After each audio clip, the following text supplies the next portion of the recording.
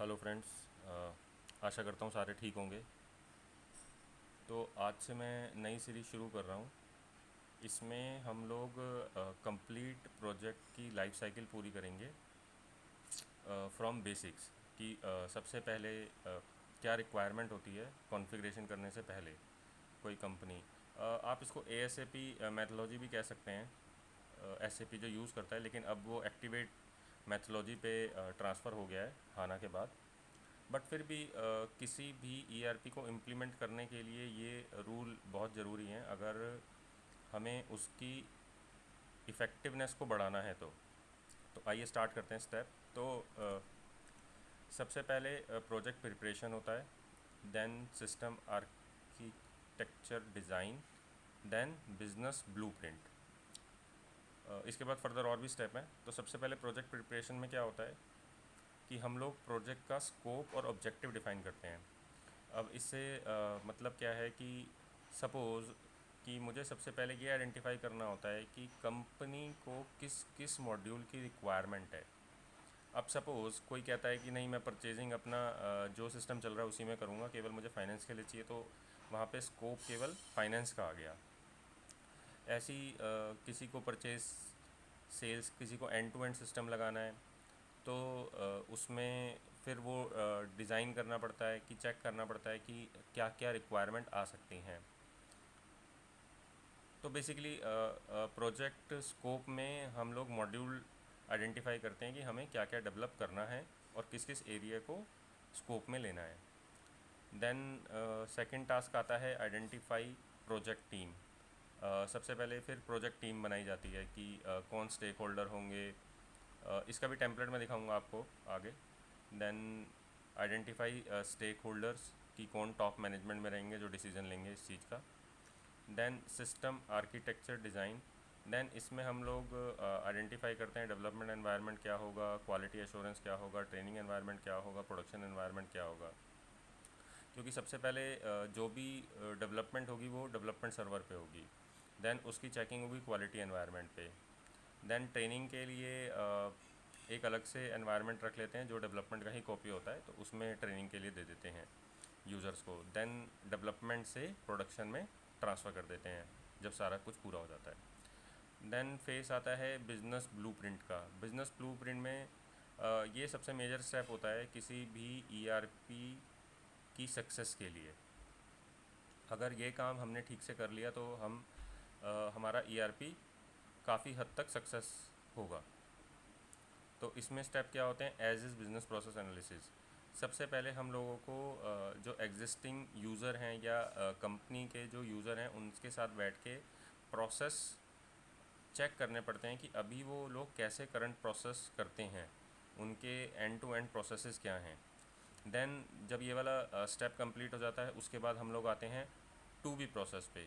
तो हम लोगों को टू बी प्रोसेस बनाना होता है on the basis of as is कि हमारा नए सिस्टम में कैसे प्रोसेस डिज़ाइन होगा। और इसमें सबसे मेजर चीज़ आती है जो कि मैनेजमेंट से, टॉप मैनेजमेंट से पूछना पड़ता है कि उनके क्या क्या फ्यूचर गोल्स हैं। अब सपोज़ मैं कहता हूँ कि अभी राइट नाउ मेरे पास 3 प्लांट हैं, लेकिन फ्यूचर गोल मेरा है कि मैं 2 प्लांट और लगाऊँ।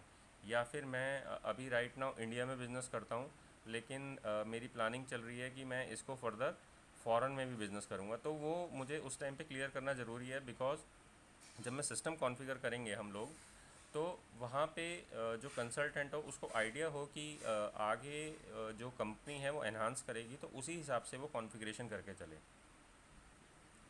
देन फिट गैप का काम होता है इसमें। तो इसमें बेसिकली SAP में 99% रिक्वायरमेंट फ़िट हो जाती हैं, बिकॉज़ उन SAP ने अपना स्टैंडर्ड काफ़ी इम्प्रूव कर रखा है, तो उसमें सब कुछ कवर हो जाता है। बट फिर भी 1% कंपनी के बिज़नेस ऐसे रहते हैं, तो उसको डिज़ाइन करना पड़ता है। तो जो गैप आते हैं फिर उसे आइडेंटिफाई करना पड़ता है।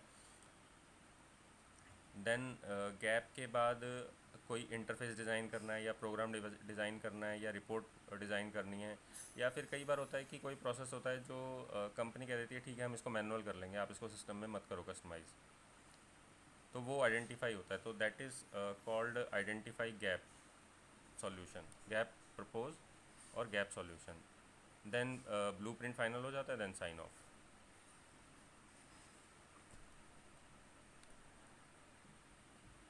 जब हमारा ब्लूप्रिंट साइन हो जाता है, देन उसके बाद हम लोग कॉन्फ़िगरेशन और डेवलपमेंट स्टार्ट करते हैं। देन कॉन्फ़िगरेशन में तीन स्टेप होते हैं: configuration, configure solution, development, code for identify gap, and sign off the configuration and development. तो कॉन्फ़िगर सॉल्यूशन में बेसिकली यूनिट टेस्टिंग स्क्रिप्ट करी जाती है, बनाई जाती हैं कि जो भी कॉन्फ़िगरेशन हम करेंगे उसकी टेस्टिंग करेंगे। देन डेवलपमेंट कोड, जो कस्टम कोड डेवलप करे जाते हैं for gaps between standard and the operational process. Then final configuration होने के बाद साइन ऑफ कॉन्फ़िगरेशन। देन उसके बाद कॉन्फ़िगरेशन के बाद आता है डिफ़ाइन ऑथराइजेशन। तो ये भी एक मेजर टास्क है, रोल्स बनाना। तो रोल्स में यूज़र को बताना पड़ता है कि मेरे जो पर्सन्स हैं वो क्या क्या काम करते हैं, प्लस इसमें ऑडिट का पॉइंट भी आता है। तो हम लोगों को यहाँ पे बहुत केयरफुल रहना पड़ता है कि क्या क्या राइट्स हम लोगों को देने हैं। कई बार कंपनीज़ क्या करती हैं कि ऑडिटर से ही पूछ लेती हैं कि आप अपना कोई स्टैंडर्ड टेम्पलेट दे दो, या फिर कोई डॉक्यूमेंट दे दो, या फिर आप खुद ही ऑडिट कर दो हमारे ऑथराइजेशन की, कि हम उसको कैसे कैसे असाइन करें। तो इससे फिर हमारा ऑडिट पॉइंट भी ख़त्म हो जाता है। तो नेक्स्ट आता है डेटा कन्वर्जन। तो डेटा कन्वर्जन में बेसिकली हमें ये देखना होता है कि एक तो जो एग्जिस्टिंग सिस्टम है उसकी फील्ड कैसे मैप करेंगे। बिकॉज होता क्या है कि सपोज़ हम इम्प्लीमेंट कर रहे हैं, तो इम्प्लीमेंट करते करते 5-6 महीने या साल भर का टाइम लगता है on the basis of requirement की रिक्वायरमेंट कितनी बड़ी है। तो उसमें डेटा अपडेट होता रहता है। तो आप हर बार तो यूज़र को नहीं कहोगे ना कि कन्वर्ट कर दो, ये कर दो। तो इसके लिए हम कन्वर्जन टूल का यूज़ करते हैं। या तो हम एक्सेल में मैक्रो बना लेते हैं कोई, या फिर जैसे कोई खुद का ईआरपी यूज़ कर रहा है तो उसको बैकएंड की टेबल को हम लोग क्वेरी बना के कन्वर्ट करा लेते हैं, ताकि जब भी ज़रूरत पड़े तो वो डेटा रेडीमेड रेडी हो जाए। तो एक तरीका ये होता है। या फिर एक्सेल में यूज़र को कहते हैं क्लीन कर दो डेटा, जो भी डेटा जिस रिक्वायरमेंट में है उस रिक्वायरमेंट में जो फॉर्मेट एसएपी का होता है या फिर किसी भी ईआरपी का होता है उस फॉर्मेट में कन्वर्ट करके दे दो। तो और स्टेप आता है फिर कि डेटा क्लिनजिंग करनी है। डेटा क्लिनजिंग का मतलब है, सपोज़ कि मेरा कोई सप्लायर है या कोई कस्टमर है, पिछले 3 साल से इनएक्टिव है, तो क्या वो लेके जाना है? तो कोई ज़रूरत नहीं है, क्योंकि जब दोबारा आएगा तो उसके डॉक्यूमेंट वगैरह भी दोबारा लेने पड़ेंगे। तो उसको क्लिनजिंग ऑफ डेटा कहते हैं। Then data migration program development कि इसमें इसका मतलब ये है कि जैसे LSMW क्रिएट करना है, या फिर बैच क्रिएट करने हैं, BDS क्रिएट करने हैं फॉर डेटा अपलोडिंग। क्योंकि ओपन आइटम भी होंगे तो वन बाय वन तो करना पॉसिबल है नहीं। तो उसके लिए फिर प्रोग्राम्स देखे जाते हैं कि कौन सा प्रोग्राम बेस्ट रहेगा। जनरली BDC यूज़ करते हैं, तो जो भी ओपन आइटम होते हैं, मास्टर होते हैं, उसके लिए। तो जब सारा सिस्टम लोड हो जाता है उसके बाद सिस्टम टेस्टिंग आती है कि अब मेरा सारा डेटा लोड हो गया है, मैंने डेवलपमेंट पे भी डाल दिया, उसके बाद टेस्टिंग सिस्टम पे भी डाल दिया। देन सिस्टम टेस्ट किया जाता है एंड टू एंड सॉल्यूशन, कि मेरा जितना भी रिक्वायरमेंट थी वो सारी गैदर हो गई है। और इसमें इसकी इसकी जो टेस्टिंग होती है ये बहुत एक्सटेंसिव होनी ज़रूरी है। अगर ये एक्सटेंसिव नहीं होगी तो कहीं ना कहीं आपको इन फ्यूचर दिक्कत आएगी। तो इसलिए इसमें पूरी टीम को रखा जाता है कि आप टेस्टिंग थॉरोली करो, और टेस्ट केसेस बनाए जाते हैं अलग अलग, नेगेटिव पॉजिटिव केस, इस टाइप में। देन उसके बाद आता है ट्रेनिंग कि सबसे पहले आइडेंटिफाई करे जाते हैं यूज़र। जनरली इसके अंदर दो कॉन्सेप्ट होते हैं। एक तो जो की यूज़र बनाए जाते हैं एसएपी में, या फिर किसी ईआरपी में भी आप देखोगे तो सुपर यूज़र नाम का एक कॉन्सेप्ट होता है। तो वो जो सुपर यूज़र होते हैं उनको सब कुछ आता है। तो कंसल्टेंट क्या रिक्वायरमेंट रखते हैं मैनेजमेंट के आगे, और इट डिपेंड्स कि मैनेजमेंट अगर चाहती है कि मेरे सारे यूज़र को कंसल्टेंट ट्रेनिंग दे तो वो भी पॉसिबल होता है। लेकिन अगेन कंसल्टेंट कुछ भी काम फ्री में नहीं करेगा, वो उसके चार्जेस लेगा। तो उसको कॉस्ट इफेक्टिव रखने के लिए वो क्या करते हैं, हर एक मॉड्यूल का एक की यूज़र बना देते हैं या सुपर यूज़र बना देते हैं, उसको ट्रेन कर देते हैं, फर्दर वो आगे ट्रेनिंग देता है। देन ट्रेनिंग कंप्लीट होने के बाद फिर होती है यूज़र एक्सेप्टेंस टेस्टिंग। इसमें फाइनल एंड यूज़र आता है जो प्रॉपर टेस्टिंग करता है। जब वो टेस्टिंग करता है तो उसके अंदर एक फॉल्ट शीट बनाई जाती है कि सिस्टम डिज़ाइन करने के बाद क्या क्या फ़ॉल्ट आ रहे हैं। बिकॉज क्योंकि जब कंसल्टेंट टेस्टिंग करता है या फिर की यूज़र टेस्टिंग करते हैं, वो एक थॉरोली टेस्टिंग होती है। कोई एक केस ले लिया, दो केस ले लिए, और जब यूज़र टेस्टिंग करता है तो उसमें वो 10 या 15 दिन के सिनेरियो सारे चेक करता है। तो उससे चीज़ निकल के आती है कि सब कुछ बन रहा है, नहीं बन रहा, पेमेंट बन रही है, नहीं बन रही, पीओ बन पा रहा है, मैचिंग हो पा रही है। तो इस टाइप के जितने भी सिनेरियोज होते हैं वो यहाँ पे चेक होते हैं। देन हमारा फेस आता है कट ओवर का। अब यूज़र एक्सेप्टेंस टेस्टिंग कंप्लीट हो गई, सब कुछ ओके हो गया, उसके साइन ऑफ हो गए। देन कट ओवर आता है कि सपोज़ मुझे 1 अप्रैल से सिस्टम चालू करना है, तो मुझे 31 मार्च तक का डेटा अपने प्रोडक्शन सर्वर पे लोड करना है। तो यहाँ पे हम लोग सारा डेटा लोड करके उसको गो लाइव कर देते हैं। तो कट ओवर कैसे करते हैं? कट ओवर अब सपोज़ 1 तारीख को लाइव करना है, तो ऐसा तो होगा नहीं मैं 31 मार्च का वेट करूँगा और सारा डेटा चढ़ाऊँगा। तो मैं एक टाइम लेता हूँ अपना। तो कट ओवर बेसिकली 2 फेसेस में कर सकते हैं, 3 फेसेस में कर सकते हैं। तो सपोज़ मैं कहता हूँ कि मैं 3 फेसेस में करूँगा। तो मैंने क्या करा, कट ओवर डेटा एक लिया मैंने दिसंबर तक का मास्टर चढ़ा दिया। ओपन आइटम नहीं चढ़ सकते, ओपन आइटम हमेशा लास्ट में चढ़ेंगे, क्योंकि 31 मार्च तक पेमेंट है, क्लियरिंग है, वो सब होता रहता है। उसके बाद सेकंड मैंने कहा कि मैं फरवरी तक का मास्टर डेटा चढ़ा देता हूँ, कि जो भी डेल्टा डेटा था फरवरी तक का वो चढ़ा दिया। अब मेरे पास केवल 1 महीने का टाइम, एक महीने का डेटा रह गया, प्लस मेरे ओपन आइटम रह गए।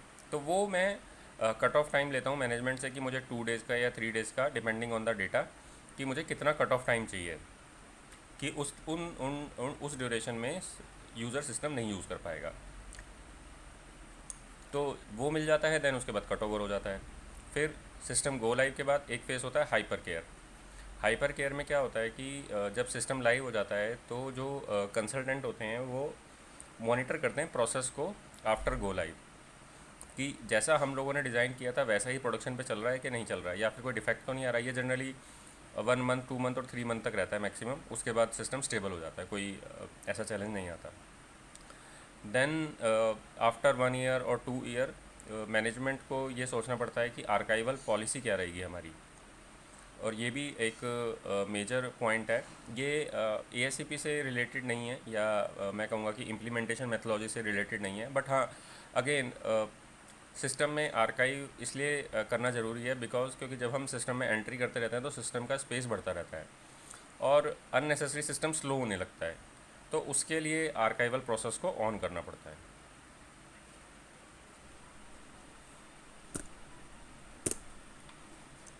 अब हम चलते हैं अपना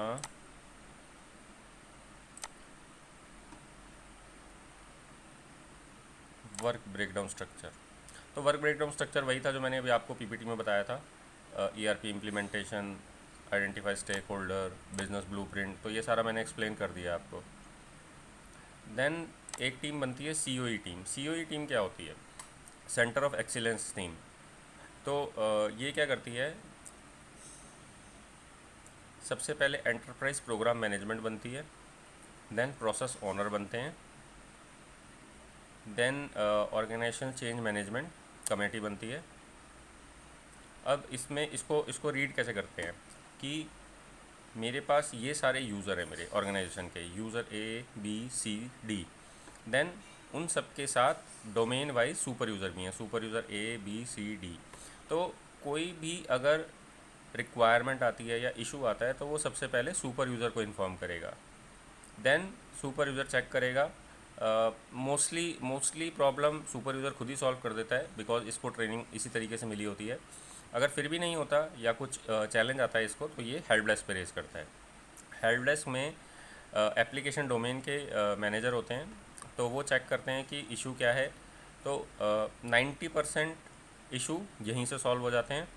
बट उसके बाद अगर फिर भी कुछ लगता है कि सपोज़ मेरी कोई नई रिक्वायरमेंट है या फिर मेरा कोई चेंज आ गया, तो फिर यहाँ पे ये जो कमेटी होती है ये चेक करती है। देन ये आगे रिक्वायरमेंट को फॉरवर्ड करती है टेक्निकल टीम को। देन टेक्निकल टीम पढ़ती है उसको, देन इसको अप्रूव करा के चेंज मैनेजमेंट में इसको फिर लाइव करती है। तो ये सेंटर ऑफ एक्सीलेंस टीम का काम होता है। देन प्रोजेक्ट ऑर्गेनाइजेशन हर कंपनी का अपना अलग अलग होता है, तो ये एक मैंने सैम्पल गूगल से ही उठाया है। तो सबसे पहले स्टीयरिंग कमेटी बनती है। स्टीयरिंग कमेटी टॉप पे रहती है हमेशा, जो डिसीजंस लेती है। देन एक प्रोजेक्ट मैनेजर डिफ़ाइन किया जाता है जो होल सोल प्रोजेक्ट का इंचार्ज होता है। तो इस प्रोजेक्ट मैनेजर की रिस्पॉन्सिबिलिटी बहुत हाई होती है। तो एक प्रोजेक्ट मैनेजर को क्या क्या रिक्वायरमेंट्स होनी चाहिए, क्या क्या स्किल सेट होने चाहिए और क्या क्या रिस्पॉन्सिबिलिटीज़ होती हैं, वो ऑलरेडी मैं एक वीडियो बना चुका हूँ, तो आप उसको रेफ़र कर देना।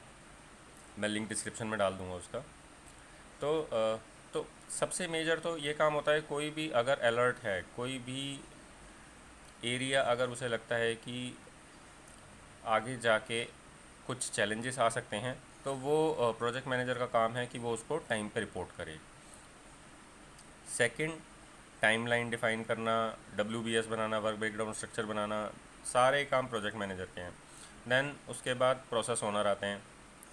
प्रोसेस ओनर होते हैं प्रोजेक्ट मैनेजर के नीचे। अब प्रोजेक्ट मैनेजर सारे मॉड्यूल तो नहीं देख सकता ना, तो उसके नीचे फिर प्रोसेस ओनर बना दिए जाते हैं कि ये प्रोसेस ओनर उस रिक्वायरमेंट को या इम्प्लीमेंटेशन को टेक केयर करेगा और रिपोर्ट करेगा प्रोजेक्ट मैनेजर को।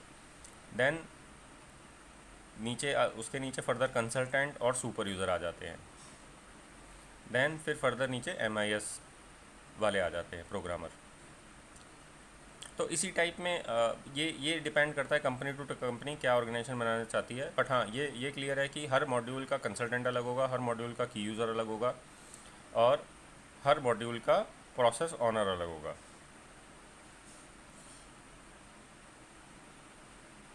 देन स्केड्यूल्स बनते हैं। स्केड्यूल्स इस टाइप के होते हैं जिसमें सारी डेट्स लिखी होती हैं कि कब क्या कौन सा काम करना है। बिकॉज़ विदाउट स्केड्यूल हम कोई भी प्रोजेक्ट को आगे नहीं लेके जा सकते, क्योंकि जब मुझे पता ही नहीं होगा मुझे किस डेट को क्या चीज़ कंप्लीट करनी है या फिर मेरे प्रोजेक्ट की स्टार्ट डेट और एंड डेट क्या है, तो मैं उसको आगे नहीं लेके जाऊंगा। तो ये स्केड्यूल बनना बहुत ज़रूरी है। तो इसमें क्या होता है, टास्क आ गए, टास्क की स्टार्ट डेट आ गई, एंड डेट आ गई, तो ये डेज़ कितने दिन में पूरा होगा, कितना पूरा हुआ है। तो इसी इसी की ही समरी हम मैनेजमेंट को रिपोर्ट करते हैं कि हमारे ये टास्क थे, इस डेट से इस डेट तक थे, अभी हम इतने बियॉन्ड चल रहे हैं या इतने आगे चल रहे हैं। तो इस तरीके से ये स्केड्यूल बनाना बहुत ज़रूरी है।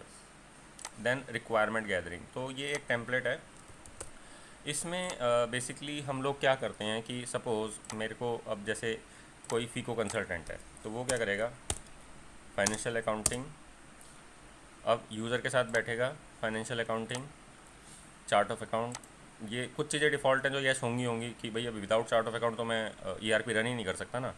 बट फिर भी फॉर बेटर अंडरस्टैंडिंग कि मुझे यहाँ पे ये रखना है। कस्टम का मतलब है कि मुझे इसमें कस्टमाइजेशन भी करनी है। अब चार्ट ऑफ अकाउंट स्कोप में तो है, लेकिन हाँ कस्टमाइजेशन भी है। कस्टमाइजेशन इन द सेंस कि SAP स्टैंडर्ड नहीं यूज़ करना मुझे, बट मुझे अपना चार्ट ऑफ अकाउंट खुद बनाना है, तो इसके लिए मुझे टेम्पलेट बनाने पड़ेंगे। तो कस्टम का मतलब ये नहीं है कि खाली कस्टमाइजेशन, कस्टम का मतलब कि मुझे इस पर कुछ काम करना है। Then GL account, yes custom. Then ledger, consolidation, item, सब item, application of fund management on करना है कि नहीं करना। Then tax on sale purchase item, withholding tax, general ledger accounting, recurring entry कि रिकरिंग एंट्री है कि नहीं है। रिकरिंग एंट्री का सबसे बढ़िया एग्जांपल गुड़गांव में DLF है। DLF की जितनी भी बिल्डिंग्स हैं वो सारी रेंट पे हैं, तो उसकी तो रिकरिंग एंट्री बहुत हैं। तो उसके लिए या फिर कोई भी ऐसी कंपनी के लिए जिसके लिए रेंटल इनकम है या फिर एक पर्टिकुलर एक्सपेंस है जो उसको पे करना होता है मंथली बेसिस पे, तो उसके लिए रिकरिंग एंट्री यूज़ होती है।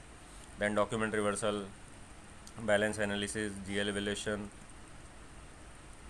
Then foreign currency valuation, balance पे करना है कि ओपन आइटम पे करना है। Then invoice, credit memo, down payment, advances की कॉन्फ़िगरेशन होती है कि किस टाइप का एडवांस देना है। Automatic clearing, then interest calculation,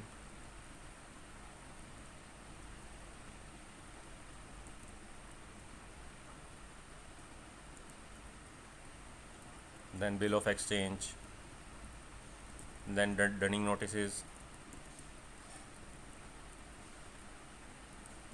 then electronic bank statement, manual account statement, cheque deposit transaction, check है कि नहीं है।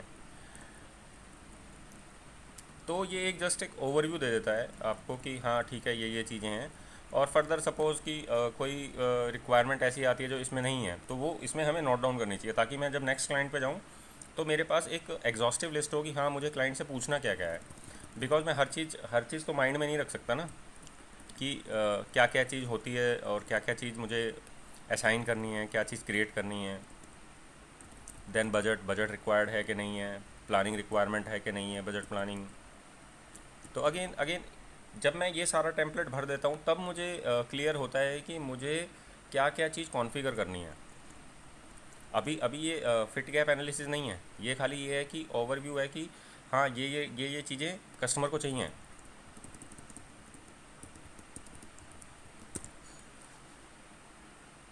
देन ऐसे ही एक असेट अकाउंटिंग में depreciation area, chart of depreciation क्या क्या चाहिए, असेट क्लास क्या क्या चाहिए, असेट की अकाउंटिंग कैसे होनी चाहिए, फिक्स असेट की हैंडलिंग कैसे करते हो। सपोज़ कि मैं टैगिंग करता हूँ या फिर मैं उसको जाके मंथली बेसिस पे चेक करता हूँ, तो टैग स्कैन करने हैं कि नहीं करने, इस टाइप में। Direct acquisition of internal activity, internal order जो बनते हैं उसकी बात हो रही है ये।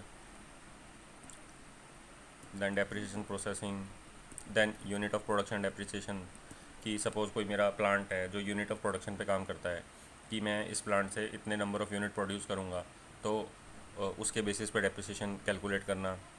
Then settlement and asset under depreciation, construction, कि आप सेटलमेंट कैसे करना चाहते हो, मंथली करना चाहते हो या मैनुअली करना चाहते हो। देन रिटायरमेंट, मास रिटायरमेंट होती है कि नहीं होती। तो इसी इसी फंडे पे सारी कॉन्फ़िगरेशन डिज़ाइन होती है। तो इससे एक क्लियर ओवरव्यू मिल जाता है। बिकॉज होता क्या है कि ना तो आप जब यूज़र के साथ बैठोगे, ना तो यूज़र आपको पूरी चीज़ बता पाएगा और ना आप उसे समझ पाओगे। होता क्या है, क्योंकि यूज़र जो काम कर रहा है डे टू डे रूटीन में, वो उसको पता है। अब सपोज़ असेट रिटायरमेंट है, अब ये रूटीन का डेली का काम तो है नहीं। असेट रिटायरमेंट कोई आ गई तो मंथ में आ गई, या नहीं नहीं आती तो 3-3 महीने भी नहीं आती। तो अब हो सकता है कि वो यहाँ पे भूल जाए। तो ये कंसल्टेंट का काम है कि उससे पूछना कि हाँ रिटायरमेंट आप जो करते हो वो कैसे करते हो, क्या प्रोसेस रहता है। तो इसीलिए ये डॉक्यूमेंट एक कंसल्टेंट के लिए बहुत इंपॉर्टेंट है। और प्लस सपोज़ कोई ऐसी चीज़ आती है जो इसमें नहीं है और आपको नए क्लाइंट पे पता पड़ रही है, तो वो इसमें ऐड कर लीजिए, तो आपको पता लग जाएगा।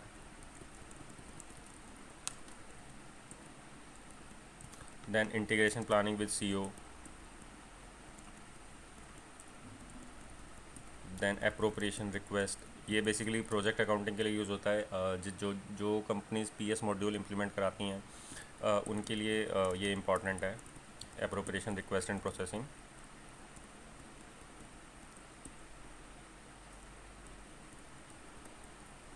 देन प्रोजेक्ट स्ट्रक्चरिंग, ये प्रोजेक्ट से रिलेटेड आ गया सारा। अब पीएस मॉड्यूल चाहिए कि नहीं चाहिए, तो वो भी यहीं से क्लियर होगा। कि कोई कहता है कि नहीं मैं प्लानिंग करता हूँ, बजटिंग करता हूँ और मेरी असेट हैं जो बेसिकली बजट होना चाहिए, एक्चुअल होना चाहिए और फिर सेटल होनी चाहिए, तो उसके लिए फिर प्रोजेक्ट मॉड्यूल चाहिए।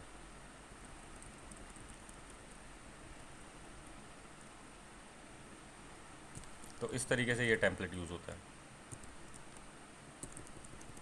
देन ये कंट्रोलिंग का डेटा आ गया, वर्जन, कंसोलिडेटेड ग्रुप। इसी टाइप में मटेरियल परचेजिंग भी होगा। प्रोक्योरमेंट आ गया, प्रोक्योरमेंट परचेजिंग ग्रुप क्या होंगे, परचेजिंग ऑर्गेनाइजेशन क्या होगी, manufacturing part number, purchase order processing, freight cost, invoicing and settlement, good receipt. तो ये प्रोक्योरमेंट से रिलेटेड आ गया। सेल्स एंड डिस्ट्रीब्यूशन से आ गया, sales area, sales organisation, distribution channel, sale office group. तो ये सारी बेसिकली एसएपी की टर्मिनोलॉजी है जिस पे सारा कि क्या क्या फंक्शन है एसएपी में, तो बेसिकली वही लिखे हुए हैं इसमें। देन फिट गैप एनालिसिस का टेम्पलेट ऐसा होता है इसमें बेसिकली। देन ये क्लियर हो गया रिक्वायरमेंट गैदरिंग। तो ये बेसिकली कुछ नहीं है, ये एसएपी के फंक्शंस हैं जिन पे हम येस नो करते हैं और कस्टम करते हैं कि हाँ ठीक है ये कस्टम रिक्वायरमेंट है। देन फिट गैप एनालिसिस आता है। ये और ये आपस में लिंक हैं, क्योंकि सबसे पहले यूज़र जो होता है वो अपनी रिक्वायरमेंट बनाता है। रिक्वायरमेंट कैसे बनाता है कि सपोज़ मैं एपी मॉड्यूल देखता हूँ, एपी मॉड्यूल बनाया, मैं चाहता हूँ automatic bank payment on due date.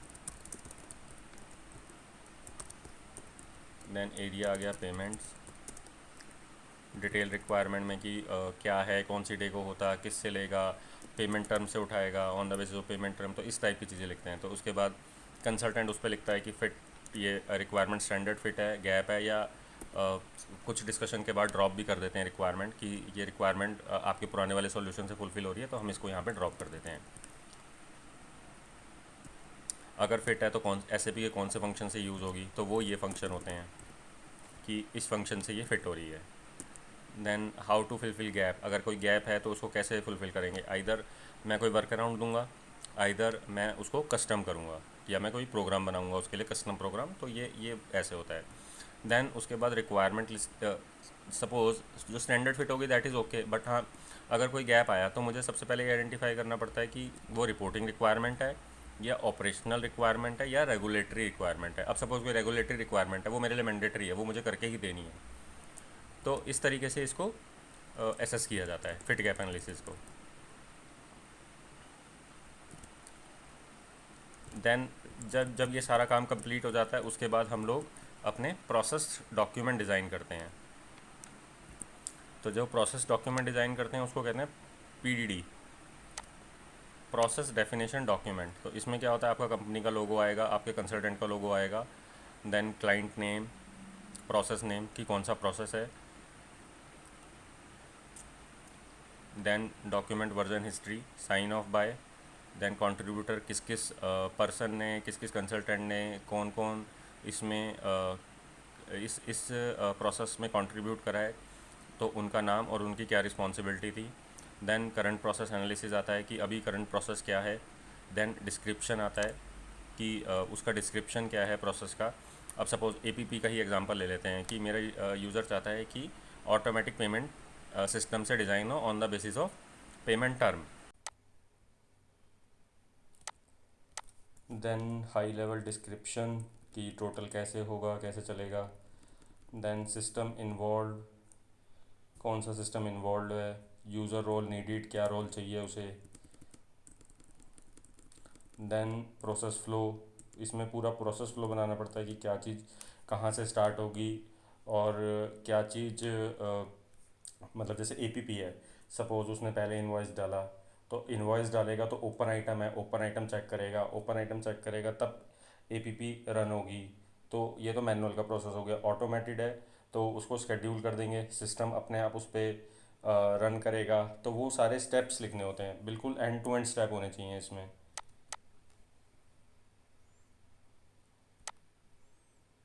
Then detail step, वो फ्लो हो गया, फिर यहाँ पे स्टेप वन बाय वन लिखने पड़ते हैं।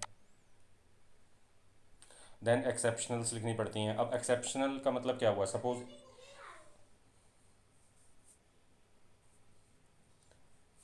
अब एक्सेप्शन में क्या हुआ, सपोज कोई पेमेंट नहीं पिक हो रही, तो उसके रीज़न क्या थे।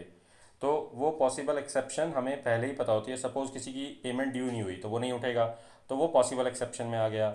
या फिर किसी का पेमेंट मेथड चेंज है तो वो पॉसिबल एक्सेप्शन में आ गया। तो इस टाइप की चीज़ें इसमें लिखनी पड़ती हैं।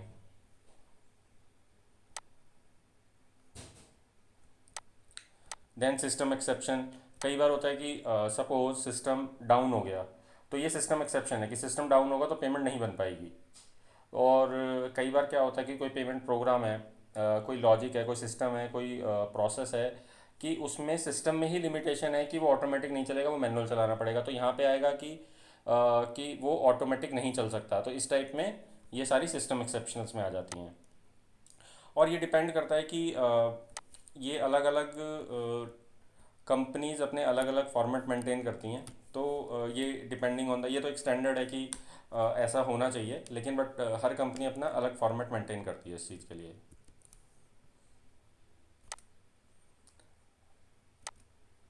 देन ब्लूप्रिंट हो गया। देन हमारा ट्रेनिंग शेड्यूल बनता है। ट्रेनिंग शेड्यूल भी हम ग्रांड चार्ट में बनाते हैं कि कौन से मॉड्यूल की ट्रेनिंग कब देंगे। तो इस टाइप में हो जाता है। सपोज़ मेरा टास्क है, इसको कहते हैं एपी मॉड्यूल ट्रेनिंग। तो ये हम स्टार्ट करेंगे आज से और नेक्स्ट 7 डेज़ के लिए।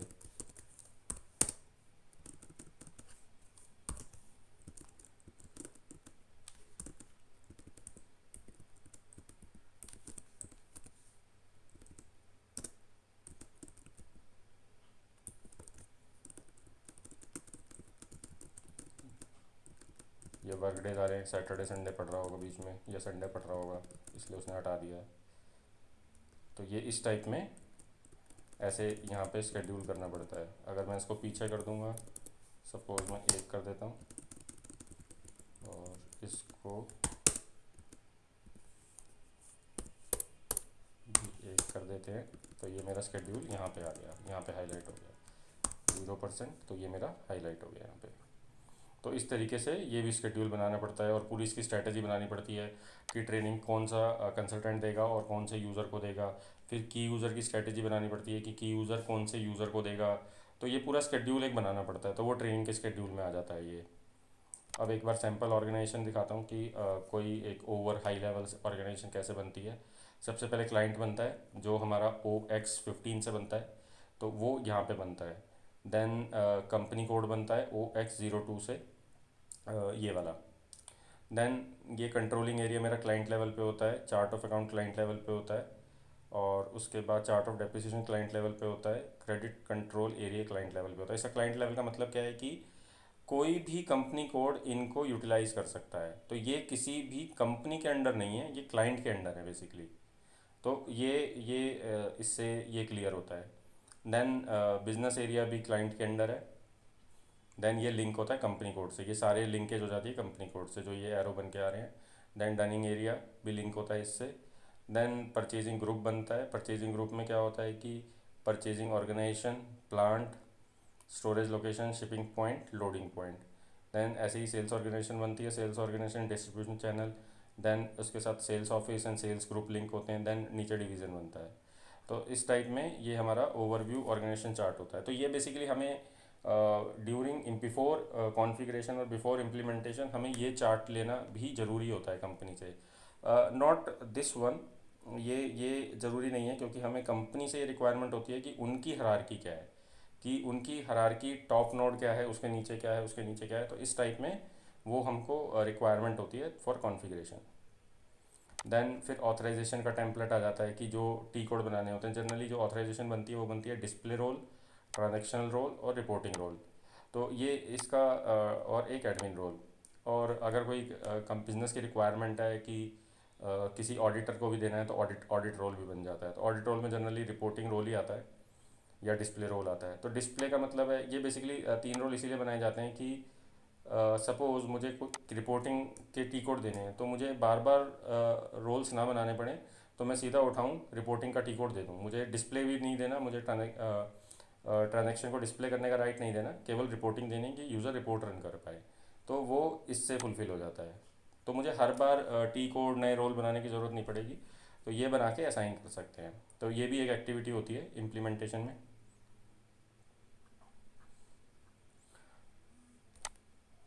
और इसी रोल को पहले डेवलपमेंट में करते हैं, फिर ट्रेनिंग सर्वर में करते हैं, क्योंकि ट्रेनिंग इसी से असाइन होती है। सपोज़ कोई यूज़र है जो ट्रेनिंग करेगा, तो उसको वही रोल दिए जाते हैं जो उसको प्रोडक्शन पे दिए जाएंगे, ताकि उसको क्लियर रहे कि मुझे ये काम करने हैं, और या फिर मैं ये ही काम कर सकता हूँ इसमें। अगर फिर भी कोई चैलेंज आता है तो वो रिपोर्ट कर सकता है, नहीं मुझे ये टी कोड भी चाहिए, तो उससे ये क्लियर हो जाता है।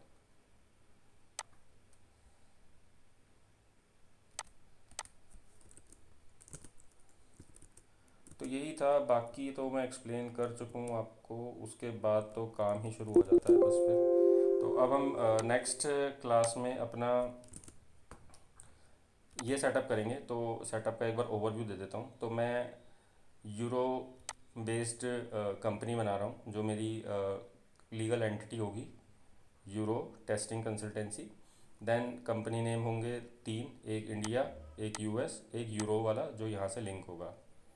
Then company code, then physical year variant USD और यूरो के लिए K4 रहेगा। जो कि कैलेंडर ईयर होता है, और V3 होता है इंडिया के लिए, क्योंकि हम फिजिकल ईयर फॉलो करते हैं। देन फील्ड स्टेटस वेरिएंट, ये सब। देन इसमें हम मल्टीपल लेजर रखेंगे, 0L L1, लीडिंग लेजर और non leading ledger. Then controlling area मेरा 2 कंपनी के लिए सेम रहेगा और एक कंपनी के लिए अलग हो जाएगा।